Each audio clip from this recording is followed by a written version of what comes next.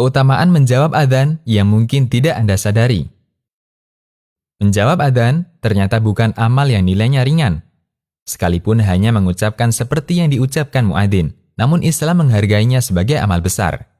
Ada banyak sekali keutamaan amalan sederhana ini. Berikut di antaranya. 1. Menjadi saksi kebaikan.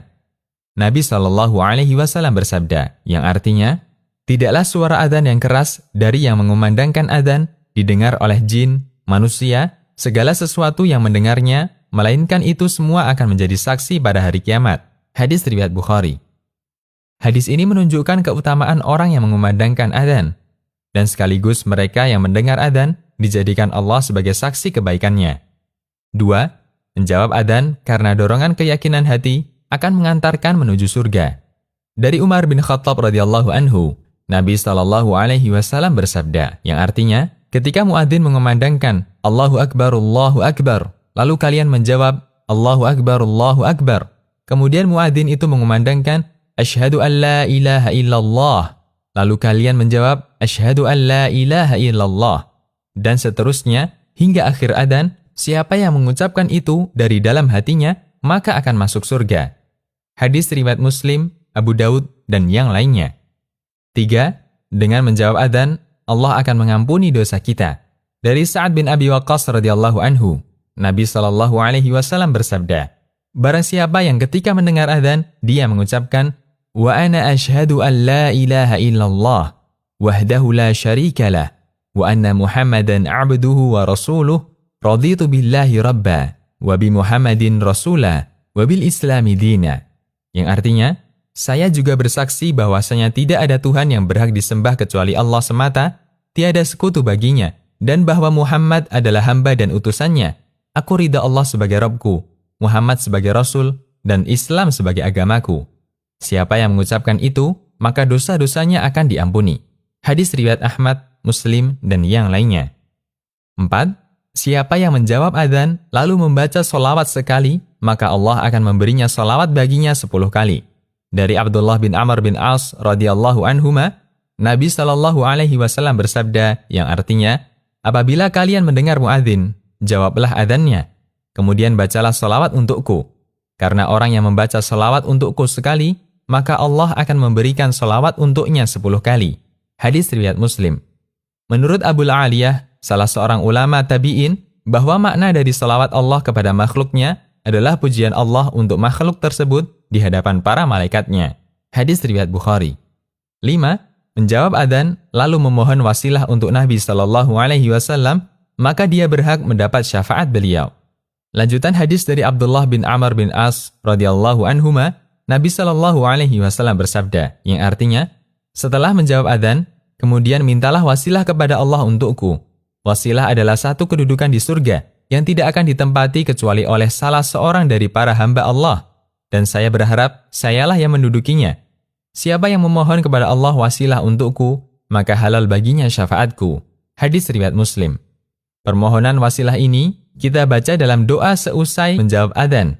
Allahumma rabba hadhihi da'wati tammah, was-salatil qa'imah, ati Muhammadanil wasilata wal fadilah.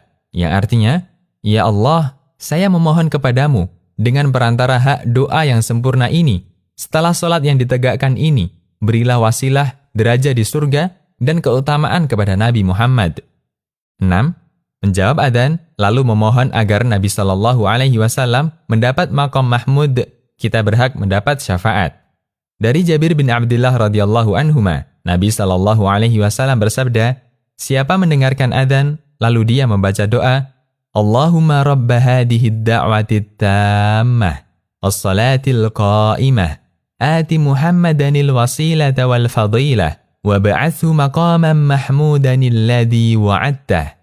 Yang artinya, ya Allah, saya memohon kepadamu dengan perantara hak doa yang sempurna ini, serta sholat yang ditegakkan ini, berilah wasilah derajat di surga dan keutamaan kepada Nabi Muhammad, dan tunjuklah beliau sehingga bisa menempati makom terpuji yang telah engkau janjikan. Nabi SAW bersabda, siapa yang membaca doa setelah adzan, maka halal baginya syafaat pada hari kiamat. Hadis riwayat Bukhari, Ahmad, dan yang lainnya. Yang dimaksud makom mahmud adalah syafaat uzma, atau terbesar ketika di padang mahsyar. Sehingga ada 3 hal yang kita lakukan ketika adzan. Pertama, menjawab adzan dengan mengikuti seperti ucapan muadzin. Kedua, membaca sholawat setelah menjawab adzan. Ketiga, membaca doa setelah adzan. 7. Surga bagi orang yang menjawab adzan dengan penuh keyakinan. Dari Abu Hurairah radhiyallahu anhu, beliau bercerita, kami pernah bersama Rasulullah sallallahu alaihi wasallam, lalu Bilal mengumandangkan adzan. Ketika beliau sudah selesai, Rasulullah sallallahu alaihi wasallam bersabda, yang artinya, siapa yang mengucapkan seperti yang dilantunkan orang ini, yaitu Bilal, dengan yakin, maka dia akan masuk surga. Hadis riwayat Ahmad, Nasai, dan disahihkan Syu'aib al-Arnaud. 8. Doa orang yang menjawab adzan mustajab. Dari Abdullah bin Umar radhiyallahu anhuma, beliau bercerita, "Ya Rasulullah, para muadzin mengalahkan kami dalam menggapai keutamaan." Kemudian Nabi Shallallahu alaihi wasallam bersabda, "Ucapkan seperti yang diucapkan muadzin. Jika kamu telah selesai, berdoalah, maka kamu akan diberi." Hadis riwayat Abu Daud, Ibnu Hibban, dan dihasankan Syu'aib al-Arnaud. Sungguh, janji pahala yang luar biasa, sangat disayangkan jika kita menyia-nyiakannya. Bersabarlah sesaat ketika ada adzan dikumandangkan, dan jawab adzan itu penuh keyakinan. Lanjutkan dengan berdoa kepada Allah. Semoga Allah menggolongkan kita sebagai ahli surga. Amin. Demikian, Allahu a'lam. Konsultasi Syariah.